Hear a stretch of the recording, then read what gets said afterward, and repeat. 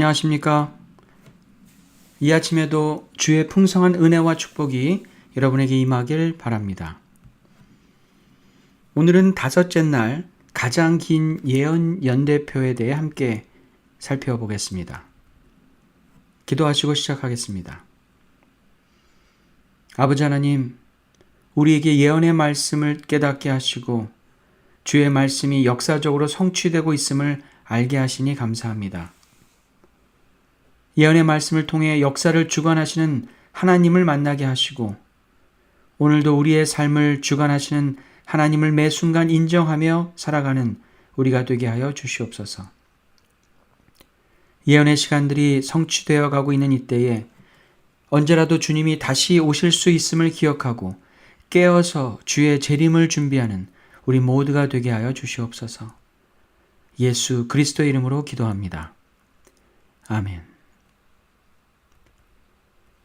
다니엘서 9장 25절입니다.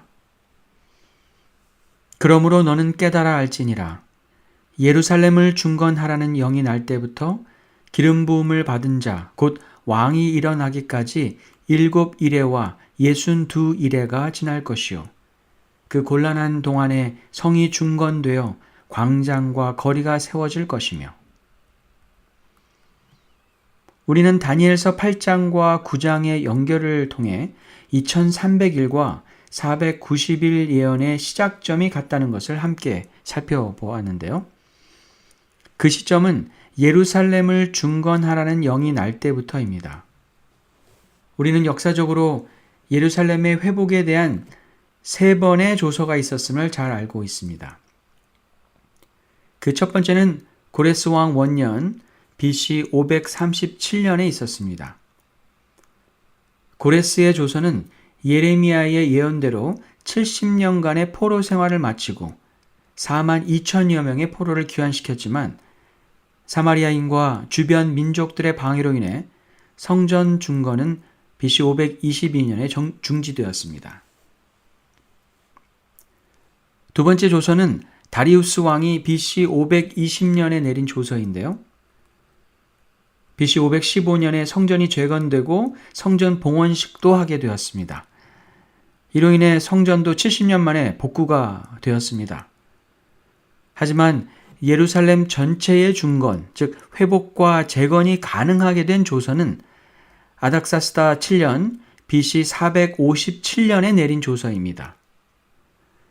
이 조서는 앞의 두 조서와는 달리 유대인들에게 자치권이 부여된 조서였습니다. 물론 앞서 두 조서도 예루살렘의 중건에 일조를 한 것은 분명합니다. 하지만 2300일과 490일의 시작점이 되는 예루살렘을 중건하라는 명령이 예루살렘 성전 중건령이 아니라 예루살렘 성 전체를 중건하라는 조서여야 합니다. 그러므로 세 번째 예루살렘 중건령이 분명 2300일과 490일의 시작점이 될 수 있습니다.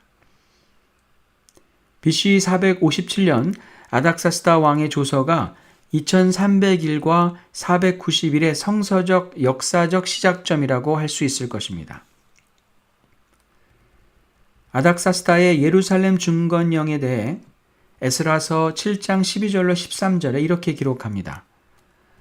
모든 왕의 왕 아닥사스다는 하늘의 하나님의 율법의 완전한 학자 겸 제사장 에스라에게 조서를 내리노니 우리나라에 있는 이스라엘 백성과 그들 제사장들과 레위 사람들 중에 예루살렘으로 올라갈 뜻이 있는 자는 누구든지 너와 함께 갈지어다.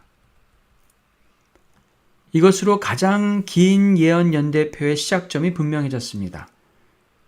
함께 시작된 70일의 490일 예언에 대해 살펴보면 그 안에는 예수님의 공생애와 죽음에 대한 예언이 담겨 있습니다. 예수님께서는 일찍이 누가복음 24장 44절에서 모세의 율법과 선지자의 글과 시편에 나를 가리켜 기록된 모든 것이 이루어져야 하리라고 말씀하셨습니다. 다니엘서 9장 25절로 27절에 기록된 내용 또한 기름 부음 받은 자, 곧 메시아이신 예수님의 생애에 대해 예언하고 있는데요. 기름 부음 받은 자, 곧 왕이 일어나기까지 7이레와 62이레가 지날 것이라고 말씀합니다. 즉 7이레인 49년과 62이레인 434년이 지난 후에 기름 부음 받은 자, 왕이 일어난다는 것이죠. 다시 말해 유대인을 위한 70일에 490년의 시작인 BC 457년부터 49년과 434년이 지나면 메시아가 나타난다는 예언인 것입니다. 계산해 보면 이때는 바로 AD 27년 예수님이 만 30세로 침례를 받으시고 공생애를 시작하셨던 때입니다. 예수님의 죽음에 대한 예언이 다니엘서 9장 27절에 기록되어 있는데요. 메시아가 나타난 이후 나머지 한 이레의 절반인 3년 반이 되었을 때 예수님이 제사와 예물을 금지할 것이라고 말씀하고 있습니다.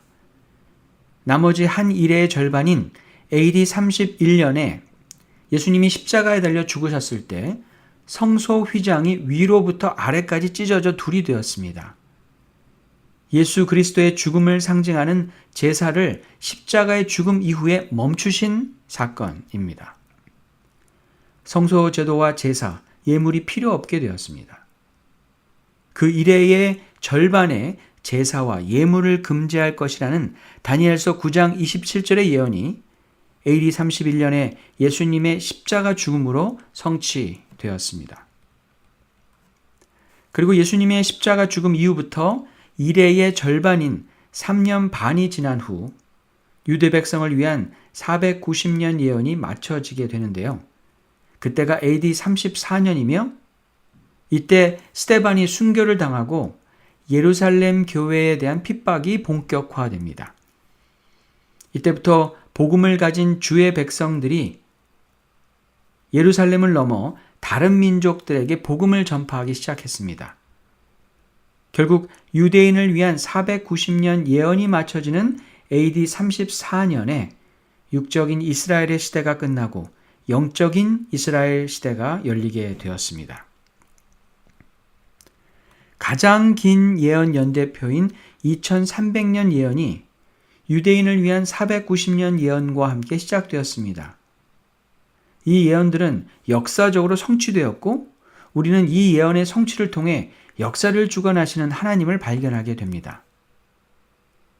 인간의 시간 속에 예언의 성취로 우리 가운데 오신 메시아 예수 그리스도가 오늘도 우리의 시간 속에 우리와 함께 하시길 원하고 있습니다. 이 긴 역사의 흐름 속에서 이어진 예언과 성취를 돌아보면서 오늘이라는 시간 속에도 우리와 함께 하시고 우리를 인도하시는 그 하나님을 깊이 만나시길 바랍니다.